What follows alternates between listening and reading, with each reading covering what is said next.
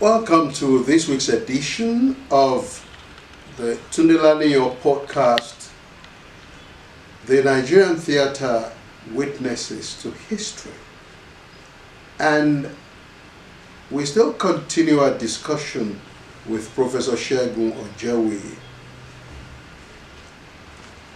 What were the highlights of the training and the things that Segun Oyewuyi did that moved him from being a tyro in the field of theatre to a master and professor? Let's continue our discussion with Segun Oyewuyi and find out all these aspects of his own life. Professor Segun Oyewuyi is our guest on the program today. He's been in the theatre all his life. Yeah, dark life. And I had known Professor Oyewuyi for at least 45 years. He's an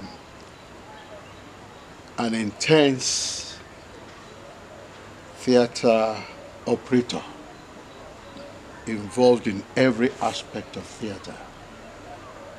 By training, that was the kind of training you received in Ibadan, University of Ibadan in those days, particularly for people who are going to succeed in the profession. And we all took that seriously. Yeah. How did you get into the theatre in any case?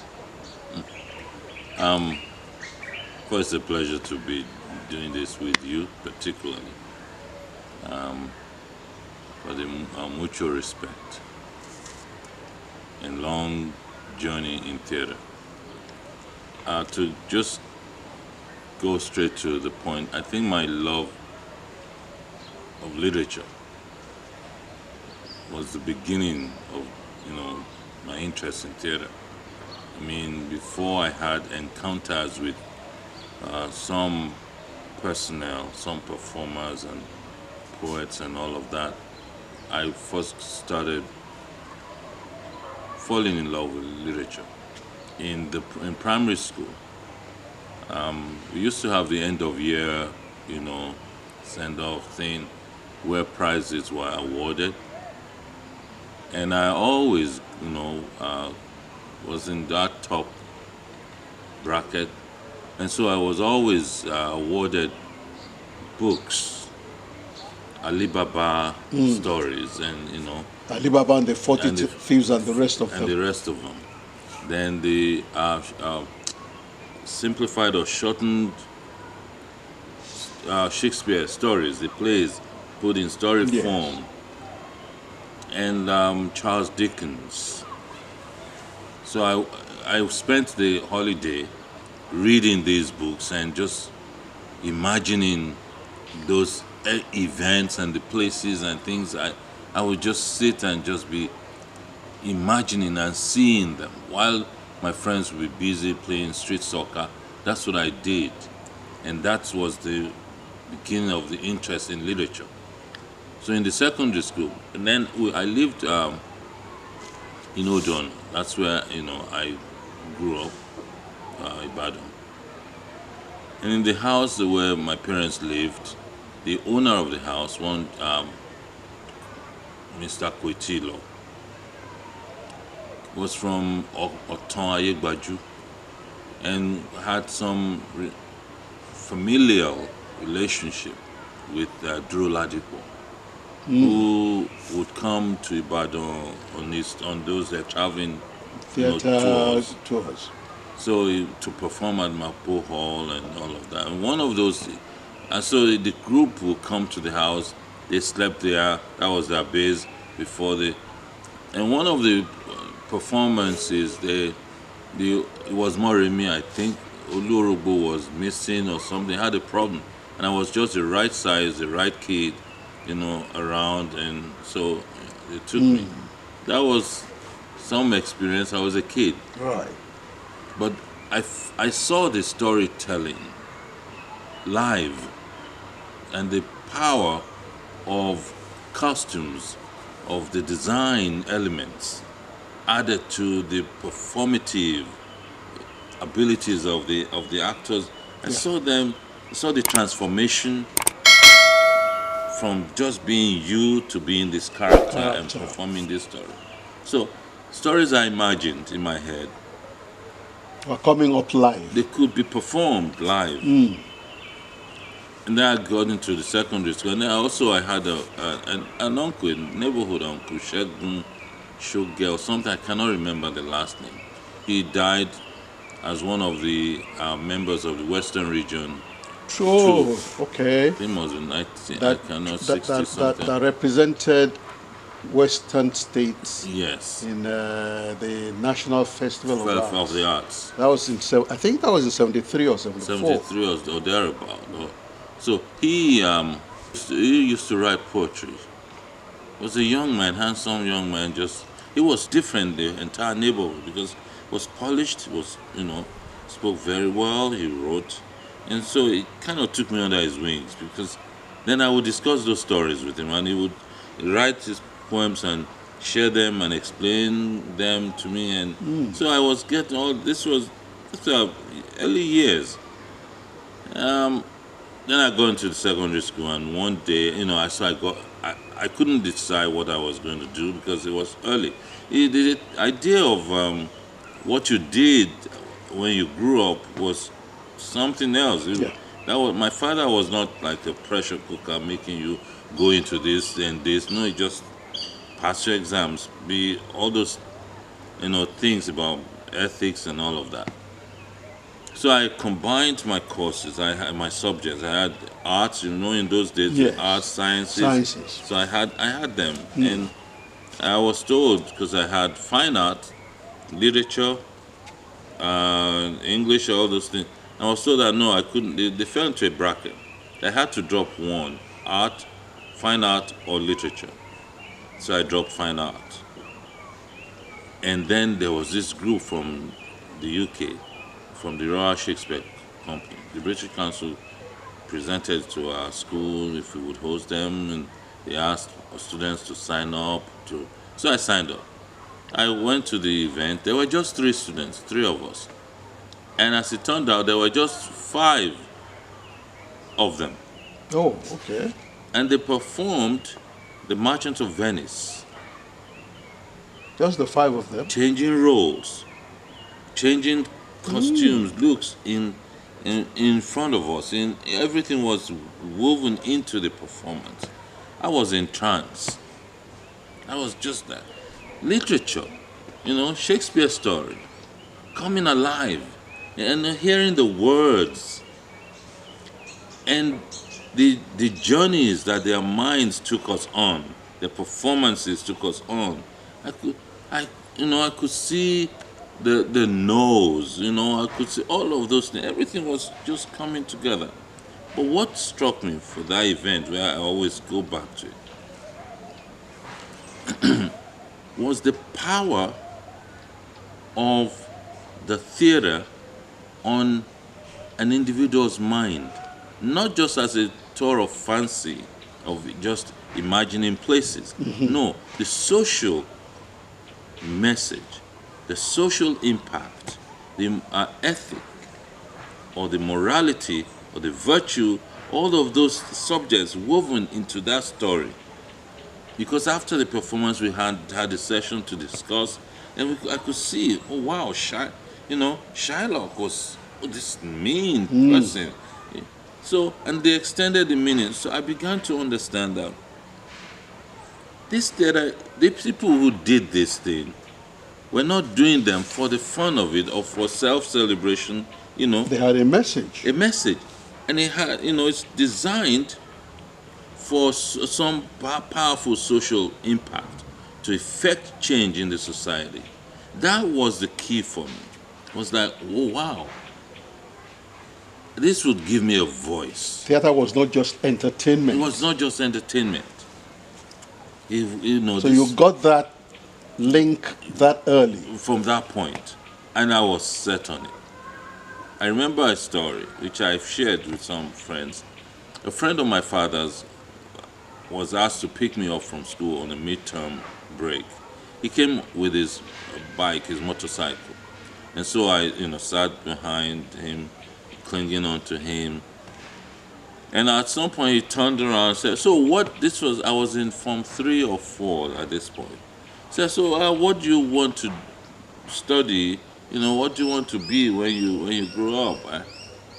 I said, "Oh well, I had an uncle who was a vet doctor, Okay. who used to take me on his bike when he was in school, from Ibadan to Shaki. Bike? Yes, motorcycle. It was a Ducati. I still remember. But we would stop in cities like in Ogbomoso, Shogbo, or those, to treat herds of cattle or chicken pens. He had these bags of. That's how we. And on our return trip, we will stop at those places And do the same thing. and see those. The effects of the treatment. Yes, they were healthy now, moving around. So the concept of healing was very prime in my mind. I wanted to, do something that I could see had some effect on some people. So these two were having a battle in my mind. So when this man asked me, "What did you want? What did I want to do?" I told him I would rather I had two things on my mind. He said, "What?" He said, "Be a vet doctor." I said, "Oh, wow, interesting." Then what's the other one? I said, "Be an actor, a dramatist." He parked. He just, stepped on the brake and parked. And turned to me and said, "See that, the first one? That's very good. That second one," he would not even mention it. Why? Don't mention it to your father. Being an actor. Why? He was out of it. Say, don't ever say that. Don't ever let your father hear that from you. You are the first child and a son, and you want to. Don't do. Say, "Okay, sir." And then we continued our journey. My father was working at the Cocoa Research Institute of Nigeria in Idianre, Yeah. that side. And so after, our exams, waiting for results, I had, moved back home. Then I saw in the Punch newspaper, Festac had finished in 77. Yeah. And all the build-up to Festac, I was watching from a distance. And so that renewed my interest, my passion. And, but I couldn't share it with anyone. And I was reading the newspaper and I saw this ad. It was a half page. University of Lagos Center for Cultural Studies was auditioning to put together the performing arts troupe. That was all I needed. I figured.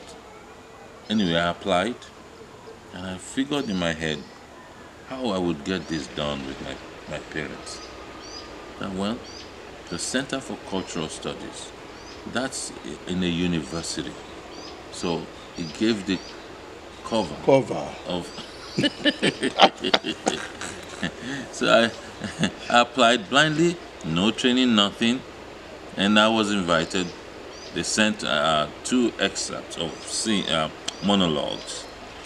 I took one I still remember, it was one from Dutchman by Leroy Jones, an American play. Yeah. I took it. I would go to the back of the elementary school in there At Crane. Yeah, at Crane, and perform to the wall to listen to myself, and I was just making it up.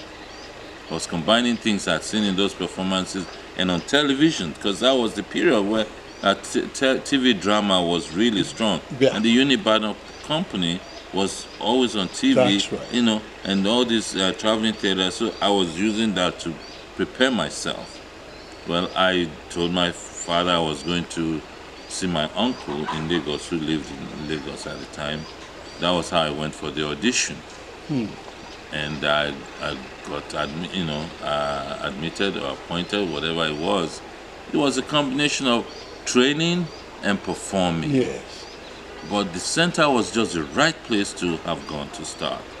You see, the cultural studies in that name, the Center for Cultural Studies, came up in my conversation with my father about what I was. He said casually, just said it casually, oh, cultural studies. Well, that's good. I can see your ancestors are calling you. Really? So I said, ancestors, Oyewuyi, we are performers, but we also change the society. That's true. We heal the society. No. He said that. Yes. And What had been in your head? that clicked.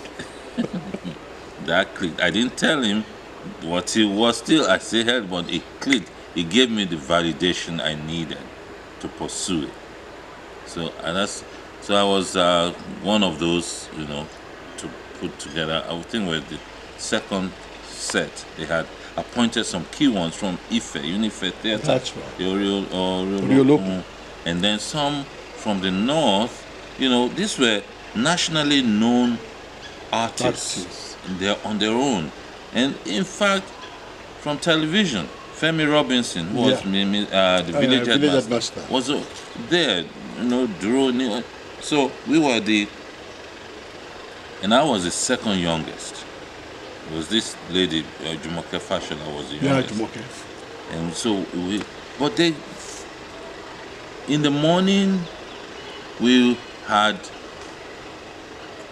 workshops, classes. They were serious, but they were sewing. Bayomi Baba, they were home with Akin Yuba. So we were getting trained in the culture of our own country, of our own people, through its music, its visual arts, and its performing arts, dance, acting, all of that. Which was like a conservatory. Yeah. And then in the afternoon, we'll go into rehearsals for the play that we were doing at the time, or dance drama, or musical concert. So, I sang, I danced, I learned all of those things. And it was from there. Now I was really passionate about. I didn't want to have anything to do with theory, anymore. I just wanted. I was set on. There was no industry, but I was just bent on it. So just wanted to be a performer. That was it. So I applied now, to Ife. They just started this certificate in dramatic arts. I auditioned with Shoyinka, and I was admitted there. Then I was so happy, Professor Bodio Soyi. I announced it to him. My mentor. He was the first one who trained me in the beginning. He was very passionate about theatre. He had left Ibadan for Lagos too. Yes. He left Ibadan in 76. Yes, and then he spent some time before after his school, his education, spent some time in East Germany. Yeah. And so it came with that Brechtian passion. Yeah. So I had that. So I went joyfully to him to say I go. He took the thing and said, "What's wrong with you? Why are you going to Ife? You should go to Ibadan." I said, "What difference? Shoyinka is in the Ife now. That's it." He said, "No." I said, "Well, I wanted the most professional training around. That's the." He said, No. You should be going in for a degree. You have all the papers. You are qualified. You should go in for a bachelor's and not a certificate." I said, "No, I wanted something." Okay. Say, "Okay, go do the diploma." There's a diploma in theatre at Ibadan, which is the 2-year equivalent of a degree. Yeah. He explained everything to me. In America, it was a BFA. Say that's the, I said, "Oh, so there's something for people like me that combined the." That's how I got to Ibadan. That's right. And that's how it started. So the training started, and then the formal Ibadan training kicked in. But there was another training that my father had kind of revealed, which was the ancestral. From Ileolota in Ikirun, as a custodian of the Oje and all of that. And all of these things started making sense to to me. And as I began to revisit my Oriki, as you know, that my father would just casually, and I learned a few phrases of it. I began to understand also that cultural studies was an important foundation for all of this. So my literature, my skills, all of that were woven into a kind of worldview. That's right. Let's take trajectory from the training in Ibadan. You got involved in, of course, the departmental productions were compulsory. Which ones did you participate in that you can recall, and which ones really made an impact?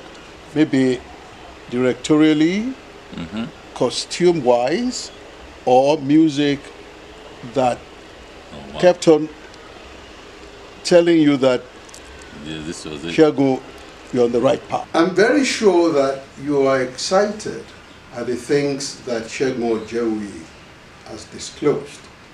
We will have more of his experience as a witness to history in the Nigerian theater when we come back with the next episode of the Nigerian Theater Witnesses to History, courtesy of the Tunde Laniyan podcast.